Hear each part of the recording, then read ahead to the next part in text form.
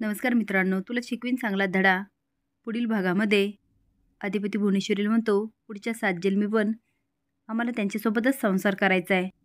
भुवनेश्वरी म्हणते, ह्या जन्मीच त्या सोडून गेल्या आणि चालले 7 जन्मी संसार करायला. अधिपती म्हणतो, अहो त्या थोडी कायमच्या गेल्या, कधी कधी येणारच. पण तुम्हाला सांगतो, एक ना एक दिवस त्यांना पश्चाताप होणार. पण काही जरी झालं ना, त्यांच्यासोबतच आयुष्यात पुढं जायचं. भुवनेश्वरी म्हणते, त्यांची इच्छा दिसत नाही तुमच्यासोबत राहायची. आणि अधिपती, प्रेम अशा माणसावर करावं ज्याला आपली किंमत आहे. त्यांना तुमची किंमत नाही. तुमची किंमत असती तर त्या परत आल्या असत्या, पण नाही आल्या. त्यांना काहीच वाटत नाही हो तुमच्याबद्दल. अधिपती म्हणतो, त्यांना काय वाटतं ना, ते त्यांच्याजवळ. पण मला मात्र पहिल्या दिवसापासून त्यांच्याबद्दल प्रेमच वाटतंय, ते पण 100%. ते म्हणतात ना, प्रेम एकदाच होतं.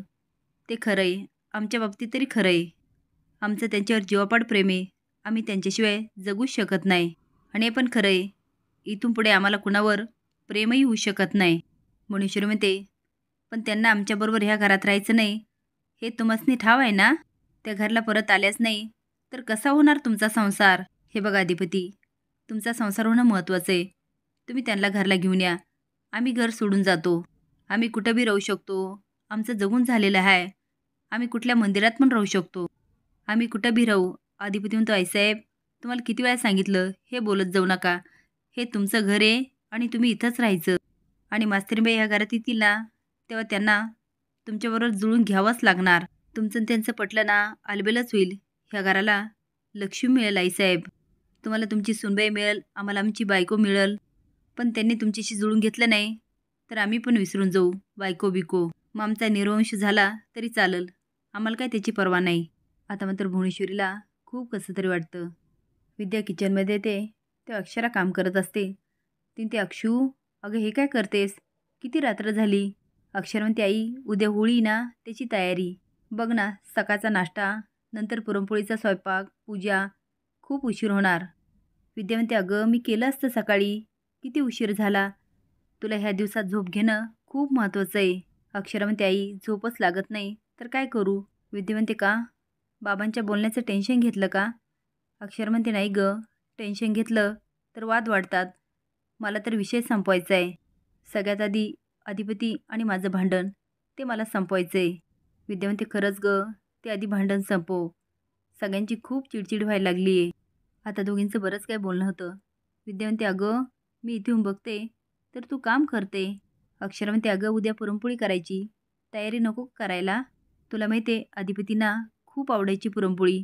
आणि नुसती पुरणपोळी नाही बरं का, तेलावरची पुरणपोळी. मला सारखं आग्रह करून करून सांगायचे, मास्तरीबाई तेलावरची पुरणपोळी बरं का. आमच्या कोल्हापुरात असं, आमच्या कोल्हापुरात तसं. हसून म्हणते, लई झाक लागते म्हणे. आता अक्षराला आठवतं, ती आई ते सारखे हसत राहायचे. त्यांचा हसरा चेहरा बघून मला पण खूप हसायला यायचं. आणि मग म्हणायचे, तुमचा हसरा चेहरा असाच खळखळत राहू द्या. मी काय करते, उद्या पुरणपोळी करते. नाही म्हणजे मी करेन, पण त्यांना नाही देऊ शकणार. जेव्हा मी परत त्या घरी जाईल ना, तेव्हा करेल आणि त्यांना खाऊ घालेल. विद्या म्हणते, अक्षू त्यांना किंमत नाही ग तुझी. ती म्हणते, आई तसं नाही आहे.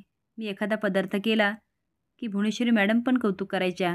नंतर अशा वागायच्या की वाटायचं, कौतुक करणाऱ्या भुवनेश्वरी मॅडम खऱ्या की कुण नसतानी मागं माझ्याशी ज्या बोलायच्या त्या भुवनेश्वरी मॅडम खऱ्या.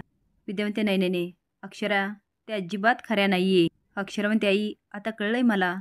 अधिपतींसमोर वेगळे असतात आणि घरामध्ये असताना सगळ्या माणसांसोबत वेगळे असतात. बघ आई, एक दिवस त्यांचा खरा चेहरा मी सगळ्यांसमोर आणणार. भुवनेश्वरीला सारखं अधिपतीचं बोलणं आठवतं. आम्ही त्यांच्याशिवाय राहूच शकत नाही. आमचं त्यांच्यावर जीवापाड प्रेम आहे. तेवढ्यात दुर्गे येते आणि म्हणते, ताई झोपली नाही, काही टेन्शन आहे का. भुवनेश्वरी म्हणते, काहीच टेन्शन नाही, तुझा झोप.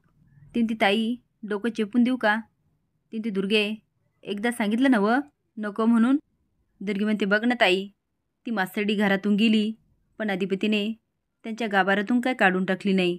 अगं एखाद्या देवीसारखं प्रेम करतात तिच्यावर. भुवनेश्वरी म्हणते, तेच त्यांच्या मनातून आमासनी तिला काढावंच लागणार. ती सकाळी दिवेसमोर येते आणि हात जोडून म्हणते, अधिपतीच्या मनातून सुनबाईला काढण्यासाठी आमासनी मदत कर. तेवढे शांती येते आणि आजीला इकडून तिकडून होत असते.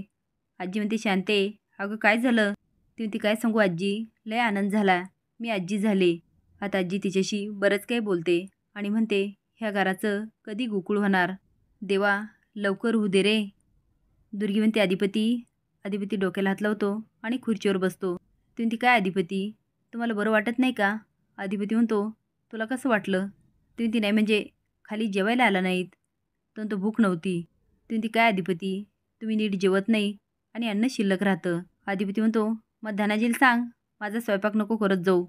दुर्गी म्हणते, अधिपती तो दे बाई, जा ना तू, का डोकं खायली? दुर्गी म्हणते, हे काय, घर पण झाडलं नाही? आवाज सण, सगळी कचकच लागते पायाला, मी धनाजीला पाठवते. अधिपती म्हणतो, कोणालाच पाठवू नको, मी माझं बघून घेतो. दुर्गी खाली जाते आणि म्हणते, ताई आज होळीचा सण करायचा ना? भुवनेश्वरी म्हणते, दुर्गे काय बोलते, का नाही करायचं सण? ती म्हणते, नाही म्हणजे ती मास्तरडी घरात नाही ना. भुवनेश्वरी म्हणते, मग कुणी घराबाहेर गेलं म्हणजे आपण सण साजरा करायचाच नाही, खायचं प्यायचं सोडायचं? दुर्गी म्हणते, नाही ग ताई, अधिपती तोंड पाडून बसलेत आणि म्हणले मला नाही सण साजरा करायचा. आता भुवनेश्वरी विचारात पडते. अधिपती त्याच्या रूमचे सगळे पडदे लावून घेतो आणि म्हणतो, मास्तरीबाई हे सण आले की माझ्या अंगावरच येतात. तुमच्या आजची पुरणपोळी आठवती, तुम्ही कशा आमच्यासमोर नटून थटून यायच्या. आपल्या घराला सोडून का राहता हो? तुम्हाला परत कसं आणायचं ना तेच कळणं असं झालंय. आमचं डोसकं भानांगलंय. तो आता डोक्याला हात लावून बसतो. तेवढ्यात भुवनेश्वरी येते आणि म्हणते, अधिपती खोलीमध्ये केवढा काळोख केला आहे. तो ताईसाहेब खोलीत नाही, आमच्या आयुष्यातच अंधार झाला आहे. ती म्हणते, अधिपती असं का बोलताय? तो खरं तेच बोलतो. ती म्हणते, काय अंधार झाला नाही?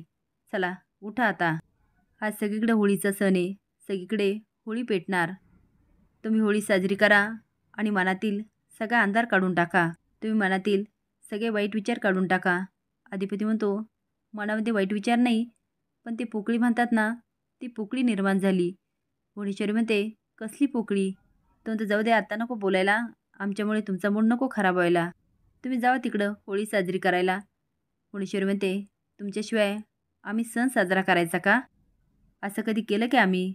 त्याच्या हाताला पकडून म्हणते, चला उठा उठा उठा, आपल्याला होळी पेटवायची आहे. फॅक्टरीमध्ये सगळे तुमची वाट बघत असतील.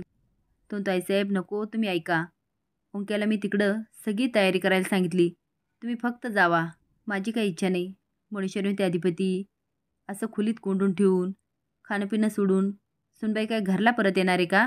चला आम्ही तुमच्यासाठी नवीन कापडं आणलीत, ती घाला. तो ताईसाहेब खरं सांगतो, नको तुम्ही जावा. ती का नाही येणार तुम्ही? आता अधिपती चिडतो, पण भुवनेश्वरी काय ऐकत नाही आणि म्हणते, तुम्हाला आमची शपथ आहे, चला आवरा आणि खाली या, आम्ही वाट बघतो. असेच नवीन अपडेट जाण्यासाठी लाईक आणि सबस्क्राईब करा. धन्यवाद.